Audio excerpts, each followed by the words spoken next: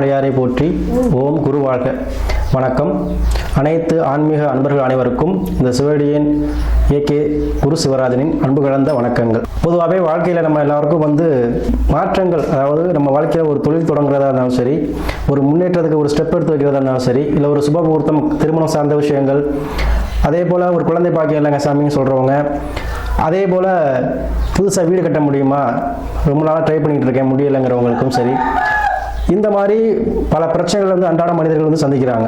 So அவங்களுக்கு எப்போ வழி பிறக்கும், அதே போல் இந்த 12 ராசிக்கு கிரகங்களும் எப்போ சேர்ந்து அவங்களுக்கு நன்மையான பலனை செய்ய போகிறதுங்கிறத நம்ம பார்க்க போகிறோம். அது குறிப்பாக தை மாதம் நம்ம பார்க்க போகிறோம். ஏன்னா தை பிறந்தா வழி பிறக்கும் அப்படின்னு சொல்லுவாங்க. ஸோ தை மாதத்தில் எந்தெந்த ராசிக்கு எந்தெந்த சுப காரியங்கள் செய்யலாம், எந்த தடைப்பட்ட விஷயங்கள் நம்ம வாழ்க்கையில் ஒரு ஒற்றுமை இல்லை, உறவுல ஒரு வீட்டிலே குடும்பத்தில் பிரச்சனை, பண கஷ்டம், ஒரு வேலை கிடைக்குமா, நிரந்தரமான வேலை, அல்லது ஒரு பதவி உயர்வு, இந்த மாதிரி விஷயங்கள் நம்ம கிடைக்குமான்னு ஏங்கிக்கிட்டு இருப்போம். ஸோ அந்த மாதிரி நினைக்கிறவங்களுக்கு எல்லாருக்குமே நம்ம தை மாதம் பார்த்தீங்கன்னா ஒரு சுபமான நிகழ்ச்சி, சுபமான ஒரு அனுகூலமான ஒரு மாதமாக இருக்க போகுது 12 ராசிக்குமே சரி. ஸோ அந்த வகையில் நம்ம இன்னைக்கு தை மாதத்துக்குரிய பலன்கள் பார்க்குறோம். ஏன்னா இந்த தை மாதங்கிறது தமிழர் திருநாள், உழவர் திருநாளாக கொண்டாடுறோம். ஸோ எல்லாருக்குமே இந்த தை மாத உழவர் திருநாள் வாழ்த்துக்களை ஃபஸ்ட்டு சொல்லிக்கிறேன். அதே போல் இந்த தை மாதத்தில் முக்கியமாக நம்ம கண்டிப்பாக ஒவ்வொரு வீட்லையும் எதிர்பார்க்கக்கூடிய மாதம் தை மாதம். ஏன்னா நம்ம ஒரு சுப நிகழ்ச்சியாக இருந்தாலும் சரி, ஒரு புதிய தொழிலாக இருந்தாலும் சரி, ஏதோ நம்ம நல்லது நடக்குமா நடக்காதான் ஏங்கிட்டு இருக்கவங்களுக்கு இந்த தை மாதம் கை கொடுக்கும். அது எல்லா ராசிக்குமே இந்த தை மாதம் அனுகூலமான பலன்களை செய்ய போகுது. அதே போல் இந்த தை மாதம் சிறப்புகள் இருக்குது. முக்கியமாக இந்த தைப்பூசம் வருது. அதாவது பார்த்திங்கன்னா பௌர்ணமி அன்னைக்கு தான் இந்த தைப்பூசம் வருது. தை மாதம் 18ஆம் தேதி ஞாயிற்றுக்கிழமை வருது.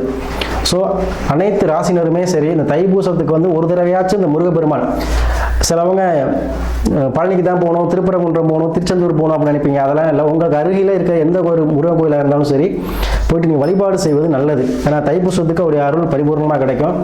அதே போல் ஒவ்வொரு ராசிக்கும் ஒரு முருகத்தலம் இருக்குது. இருந்தாலும் மேக்ஸிமம் போக முடியாதானே நான் அந்த 12 ராசி சொல்லையில் சொல்கிறேன். அப்படி போக முடியாதவங்க கண்டிப்பாக அருகில் இருக்கக்கூடிய முருகங்களுக்காச்சும் கண்டிப்பாக போயிட்டு வரணும். போயிட்டு உட்காந்து அமர்ந்து சாமி கும்பிட்டுட்டு உங்களால் முடிஞ்சதை செஞ்சுட்டு வாங்க. ஒரு அர்ச்சனையோ இல்லை மாலையோ வாங்கி போட்டு வாங்க. அது மிக சிறப்பாக இருக்கும். எதுவுமே தை மாதம் வரக்கூடியது. ஏன்னா இப்போ மார்கழிலேருந்து வரக்கூடிய நாட்கள் ஒரு 6 மாதங்கள் பார்த்தீங்கன்னா பிரம்ம முகூர்த்த காலம்னு சொல்லுவோம். ஸோ அந்த பிரம்ம முகூர்த்த காலத்தில் நம்ம வழிபடுறது ஆன்மீகத்தில் போகிறவங்களும் சரி சூப்பராக இருக்கும். தெய்வ வழிபாடு பண்ணுறது அனுகூலமாக இருக்கும். ஏன்னா அந்த மாதம் தான் தேவர்களுடைய கண் விழிக்கக்கூடிய மாதம்.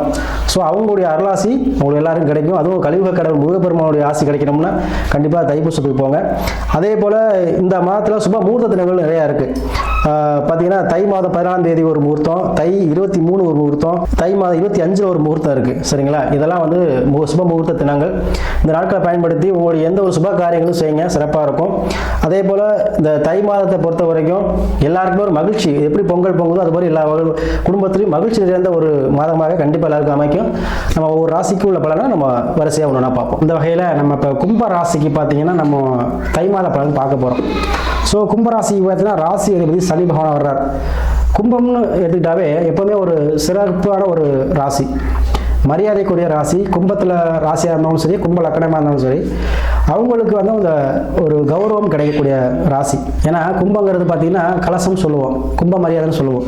ஸோ இந்த கும்ப மரியாதை பெறக்கூடிய ராசியாக இருக்கிறனால இதில் இந்த ராசியில் பிறந்தவங்க, இந்த நக்கணத்தில் பிறந்தவங்களுக்கு எப்போவுமே அவங்க ஒரு எல்லாத்துலேயுமே ஒரு மரியாதை கௌரவத்தோடு வாழக்கூடியவங்க. ஸோ இந்த கும்பராசி என்பவர்கள் பார்த்தீங்கன்னா இப்போ தான் பாதக சனியில் போயிட்டுருக்கார் ராசி அதிபதி. ஸோ அது ஒன்றும் பிரச்சனை, பாதக சனிங்கிறது ரொம்ப பாதிப்பை கொடுக்காது. ஸோ அதெல்லாம் தாண்டிட்டீங்க, 7.5 முடிஞ்சிடுச்சு உங்களுக்கு. பாதக சனினா ஒன்றும் பிரச்சனை இல்லை. வாயை மட்டும், அதாவது பேச்சுவார்த்தைகள் மட்டும் கவனம் தேவை, வேறு ஒன்றும் இல்லை. அதுதான் பாதத்தை கொடுத்துரும். எந்த விஷயத்த பேசினாலும் நிதானமாக யோசித்து பேசணும், அவ்வளோதான். மற்றபடி உங்களுக்கு வருமானத்தை கொடுத்துருவார், வாழ்க்கையில் சந்தோஷத்தை கொடுத்துருவார். எந்த விஷயத்தை நீங்கள் செய்ய நினச்சாலும் அந்த விஷயத்தை செஞ்சு வெற்றியை காண்பீங்க. குடும்பத்தில் இந்த பிரச்சனைகளை தீர்க்கக்கூடிய மாதமாக இருக்கும். குடும்பத்தில் வருமானம் வரக்கூடிய மாதமாக இந்த மாதம் இருக்கும். அதில் ராகு பகவான் இருக்கார். ஸோ உங்களுக்கு இந்த வெளிநாடு சேர்க்க, வெளிநாடு போகிற நினைக்கிறவங்க, வெளிநாட்டுக்கு செல்லக்கூடியவங்க இவங்களுக்கெல்லாம் அந்த வாய்ப்புகள் இந்த மாதம் அதிகமாக கிடைக்க போகுது. அதே போல் பிஸ்னஸ் பண்ணக்கூடியவங்களுக்கு, அதே போல் இன்னொரு தொழில் தொடங்கலாமா, இல்லை கம்ப்யூட்டர் ஐடி ஃபீல்டு இருக்கவங்களுக்கு சம்பளம் வந்து பதவி கிடைக்குமா அப்படிங்கிறவங்களாம் கண்டிப்பாக கிடைக்குங்க. ஏன்னா பொதுவாகவே இவ்வளோ நாள் வந்து கஷ்டப்பட்டீங்க, இனி வரும் காலம் உங்களுக்கு வந்து சுபமான காலம் அமைய போகுது. சரி, ஏன்னா 7வது சனியில் எல்லா விஷயத்தையும் உணர்த்திருப்பார் சனி பகவான். யார் நல்லவங்க, யார் கெட்டவங்க, யார் என்ன விஷயத்தில் நம்ம உறவுகள் எப்போ நமக்கு துணைக்கிருக்காங்க, யார் கஷ்ட காலத்தில் ஹெல்ப் பண்ணுறா, இது எல்லாமே நீங்கள் உணர்ந்திருப்பீங்க. ஸோ அதெல்லாம் செயல்படுத்தக்கூடிய காலகட்டமாக இந்த மாதத்தில் உங்களுக்கு நன்மை நடக்க போகுது. ஸோ நீங்கள் வந்து இனிமேல் வந்து பயப்பட வேண்டிய அவசியம் கிடையாது. உங்களுக்கு உறவு சம்மந்தப்பட்ட விஷயங்கள் அதிகமாக ஹெல்ப் பண்ணும். அதே போல் நீங்கள் வந்து பார்த்தீங்கன்னா ஆன்மீக பயணம், ஆன்மீக சுற்றுலா இதெல்லாம் செல்லக்கூடிய மாதமாக இந்த மாதம் அமையுதுங்க. அதே போல் உங்கள் ராசிக்கு மேலே சூரியன், சுக்கிரன், செவ்வாய் இருக்கிறதுனால இடம் சம்மந்தப்பட்ட விஷயத்தெல்லாம் நீங்கள் வந்து காசு போடுற மாதிரி இருக்கும். சொந்தமாக இடம் வாங்கக்கூடிய அமைப்புகள் இருக்குது. அதே போல் பெண்கள் விஷயத்தில் உங்களுக்கு ஆதாயம் கிடைக்குது. ஒரு வெளிநாட்டு பயணம் செல்லக்கூடிய ராசி. ஸோ அதாவது ஏரோப்ளேனில் பறக்கிறது, அதாவது காற்று ராசி. கும்பராசியில் வந்து நிறைய பேர் ஒரு தடவையாச்சும் வந்து பார்த்தீங்கன்னா விமான போக்குவரத்தில் செல்லக்கூடியவங்க. ஸோ வெளிநாட்டு பயணம் வந்து உங்களுக்கு இந்த மாதத்தில் வந்து கிடைக்கக்கூடிய வாய்ப்புகள் அதிகமாக இருக்குது. அதே போல் உங்கள் ராசிக்கு எல்லாம் சூரியன். ஸோ யாராச்சும் அரசு வேலை எதிர்பார்த்துட்டு இருந்தீங்க இவ்வளோ காலம் வந்து, ஏன்னா ஏற்றச்சல் நிறைய பேருக்கு வந்து இந்த தடை தாமதத்தை கொடுத்துருக்கோம்.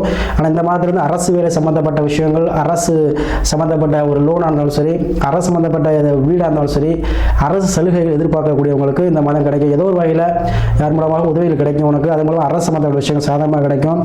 கணவன் மனைவி பிரச்சனை வந்து பிரிஞ்சவங்க ஒன்று சேருவீங்க. கணவன் மனைவிக்குள்ள அந்நியங்கள் ஒன்று சேரும். அதே போல் எதிர்பார்த்த அளவுக்கு பண வரவு நிறையா இருக்கும். ஏன்னா ராசி ரெண்டில் இருக்காரு, சனி பகவான் ரெண்டில் இருந்து வருமானத்தை கொடுத்துருவார். அப்போ என்ன வேலை இருந்துகிட்டே இருக்கும். வேலை வாய்ப்பில் இருந்த பிரச்சனை நீங்கும், வேலை வாய்ப்பில் இருந்த ப்ரெஷர் நீங்கும், வேலை வாய்ப்பில் இருந்தக்கூடிய உங்களுக்கு உயர் அதிகாரிகளிருந்து இந்த அதிகமான ப்ரெஷர் வந்து இப்போ குறையுங்க. ஓரளவு நீங்கள் வந்து எல்லாத்தையுமே வந்து செஞ்சு முடிப்பீங்க, சுறுசுறுப்பாக இயங்குவீங்க. ஸோ இந்த மாதம் வந்து வருமானத்தை தரக்கூடிய மாதமாக உங்களுக்கு இருக்கும். ரெண்டில் சனிங்கிறது பார்த்தீங்கன்னா உங்களுக்கு வருமானத்தை கொடுத்துருவார். ஸோ வருமானம் வந்து உங்களுக்கு கை தாராளமாக கிடக்கும். தை மாதம் வந்து உங்களுக்கு பார்த்தீங்கன்னா பண வருமானம் மகிழ்ச்சியை கொடுக்கும். அது குழந்தை பாக்கியம் இல்லாதவங்களுக்கு கண்டிப்பாக குழந்தை பாக்கியம் கிடைக்கக்கூடிய மாதமாக இந்த மாதம் இருக்கும். ஏன்னா 5ஆம் தேதி புதன் இருக்கிறதுனால உங்களுக்கு வந்து குழந்தைக்காக மருத்துவமனை சென்று அதன் மூலமாக குழந்தை பெறக்கூடிய மாதமாக இந்த மாதம் இருக்கும். அல்லது குழந்தை கன்ஃபார்ம் கூடிய மாதமாக இருக்கும்.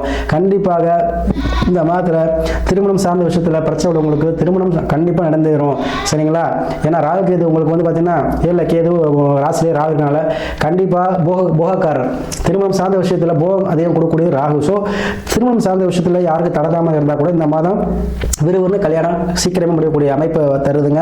ஸோ அதே போல் யாருக்கெல்லாம் திருமணம் கனவுல பிரச்சனை பிரிஞ்சிருக்கீங்களோ அவங்களாம் வந்து கண்டிப்பாக வந்து சேருவீங்க. அதே போல் அந்த தைப்பூசம் அந்த மாதம் வருது. தைப்பூசத்தை அன்னைக்கு கண்டிப்பாக முருக வழிபாடு செய்து சிறந்தது. சரிங்களா? உங்களுக்கு பார்த்தீங்கன்னா பழனி போயிட்டு வாங்க, கண்டிப்பாக உங்களுக்கு வந்து மிகச்சிறந்த ஒரு பலனை கொடுக்கும். அதே போல் ஒவ்வொருத்தருக்கும் ஒரு ஜாதகம் இருக்குது. ஸோ அவங்க தசாபத்தியை பார்த்து அதுக்கேற்றபடி செயல்படுங்க. நம்ம நல்ல நேரம் என்ன நேரம் போயிட்டுருக்கு, என்ன கரம் தசாங்கிறது புத்தி எடுத்து பார்த்துக்கிட்டு நீங்கள் முடிவெடுக்க கண்டிப்பாக இருக்கும். புதிதாக தொழில் தொடங்குவதும் சரி, வாகனம் வாங்கணும்னு நினைச்சாலும் சரி, என்ன நீங்கள் நினைக்கிறோ அதை செய்யக்கூடிய மாதமாக இந்த மாதம் கண்டிப்பாக உங்களுக்கு அமையும்.